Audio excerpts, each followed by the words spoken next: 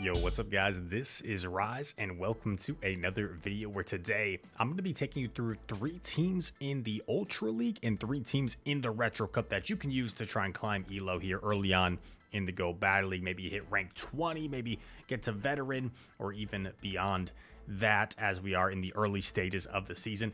These battlers come from some of the top performers at the Brisbane Regional over in the Land Down Under recently. Some incredible battlers, some content creators as well that you may recognize. And without further ado, we are going to get into it. So I'm a little late on posting this video.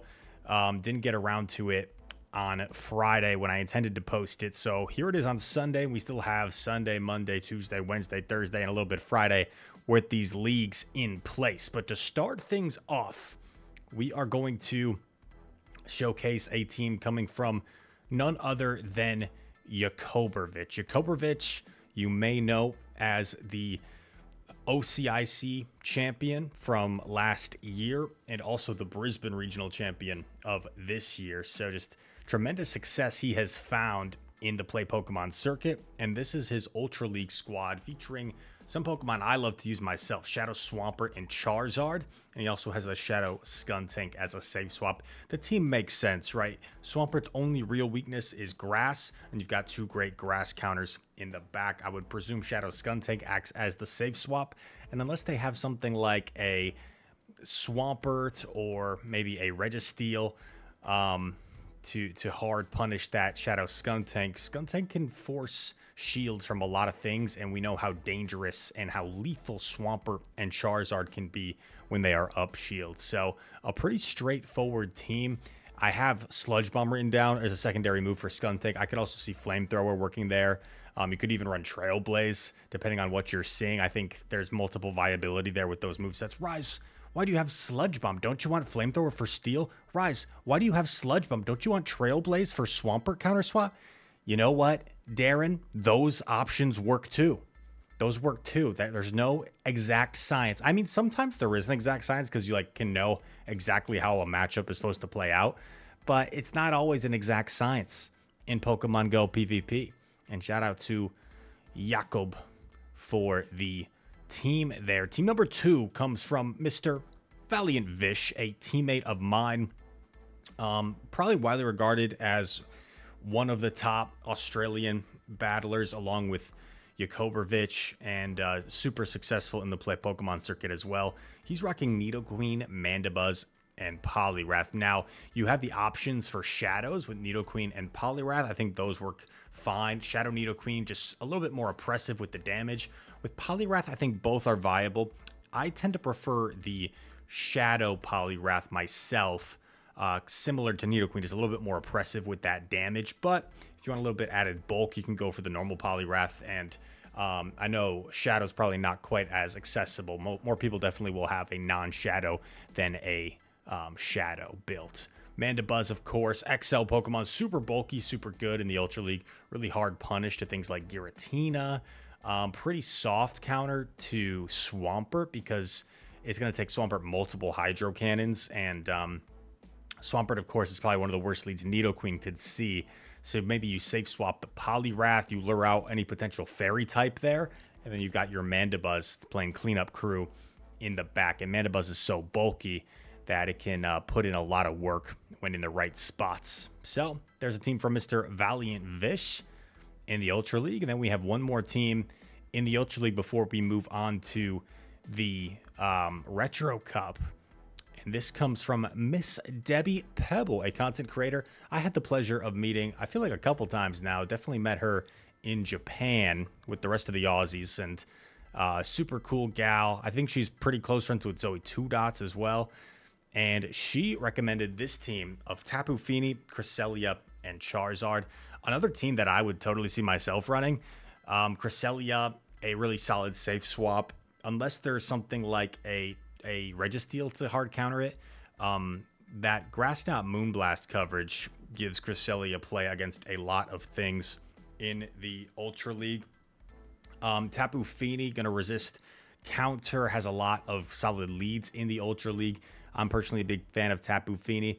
And then Charizard as a closer is always so dangerous. Some concerns I could see with this team would be Registeel lead. You might have to play out the 2s with Tapu, maybe go down to shield to try and get rid of it, and then go from there. Once Reggie's out of the way, I'm sure Cresselia will have a lot of play. Also, like certain grass types, I guess, but there's not a whole lot of grass right now, except maybe Trev. Yeah, I guess Trev's a bit of a core breaker lead, so you could either like play out the 0 shield with Tapu, just go for shield advantage, and then come in with Charizard, or you could like try and dance around, I guess. So a few core breakers I could notice with this team, but 3 really strong Pokemon that I think you could find success with without a shadow of a doubt. And that takes us to the Retro Cup. When I was streaming the other day, I was asking my chat, hey, you guys want to see Ultra League or Retro Cup? And like everyone said Ultra League. So Retro Cup might not be the biggest fan favorite right now, but if you are enjoying the Retro Cup, here are 3 teams for you. This team comes from Mr. Stumpy, who just had a 2nd place, a runner-up finish in the Brisbane Regional recently. He's rocking Clodsire, Dugong, and Frostlass. A little bit of a ground double ice team. Pretty cool. I have Poison Sting, Stone Edge, Earthquake as the moveset for Clodsire. That, of course, is up to your own decision. I think Clodsire has several viable movesets, whether you want to run Sludge Bomb or Mud Shot. Stone Edge, I think, makes more sense. Granted, there's quite a few ice in the Retro Cup right now, excuse me, but Dugong and Frostlass, 2 amazing Pokemon. I've always loved both of them. Frostlass more so as a safe swap to get you shield advantage, and Dugong as a closer to debuff potentially the last Pokemon when they can no longer clear it. It's just such an effective strategy. Dugong is a safe swap as well, because if you can debuff something that comes in, you can potentially flip switch there. So a cool looking team from Stumpy. Clodsire and Dugong, both quite bulky Pokemon. Frost more of an attacker. So you got some really solid balance with this squad. We say farewell to Mr. Stumpy, and we say hello to, give me a woo, Rick Flareon. That was kind of loud. Hopefully that didn't RIP headphone users. But Rick Flareon, 3rd place Brisbane, as of recently, has had lots of success in Australian regional tournaments. And he's rocking Shadow Dragonair with double counter users, Defense Deoxys and Vigoroth. I always get comments when Defense Deoxys is included in these videos because some people don't have it. But I mean, it's if you've been around for a long time in PvP, you probably have Defense Deoxys. If you're maybe newer or you never really rated it, I guess you might not have it. But Defense Deoxys, of course, something that has been a staple in PvP since the beginning. And then Shadow Dragonair, you've seen pick up some steam in like regionals lately. It's just very neutral and very oppressive against a lot of things. It's not going to hard counter too many things because of its lack of bulk. So even Pokemon like Charjabug, for example, that are really popular right now, that X's are still hurts. So Shadow Dragonair is best used as a lead when you can really dictate switch advantage. Because Deoxys and Vigoroth are more flexible Pokemon, you may be more inclined to actually let the lead go with your Shadow Dragonair with this team. Some teams are more of like an RPS strat where it's win alignment with your Shadow Dragonair lead and then just line things up in the back as you wish. But with this team, I could see the potential to just let Dragonair go as long as you manage the lead where the lead Pokemon has been chipped enough to get rid of. And then you've got your flexible counter users in the back to try and close out the game. Defense Deoxys, Vigoroth, of course, with Rock Slide now as well. Just much more flexible. Certain Pokemon like Frostlass, which used to be a really hard counter to Vigoroth. Vigoroth now has a lot more play against. Also, one of my favorites, Drifblim, used to just completely wall Vigoroth. Now, I think Vigoroth actually beats Drifblim in most shield scenarios.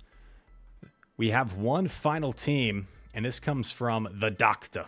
I need a doctor. Dr. Trotter has sent in Mantine, Lickitung, and Vigoroth as his Retro Cup team.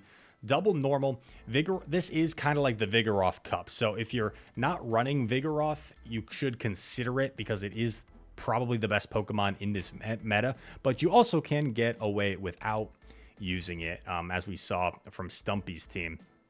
Mantine, I have Ice Beam, Aerial Ace there. You could run Bubble Beam shenanigans if you wish. I think Bubble Beam is like a little more difficult to use personally because if you Bubble Beam things in the lead, people might just take it and then switch out, and then you're dancing around. You have more decisions to make usually when you're running Bubble Beam versus Ice Beam, Aerial Ace, a little bit more reliable damage. And then Lickitung, of course, another staple in PvP. bulky little beast. Maybe not little, he's probably bigger. But bulky beast. Body Slam, of course, one of the most efficient moves in the game for how cheap it is. Does some solid damage.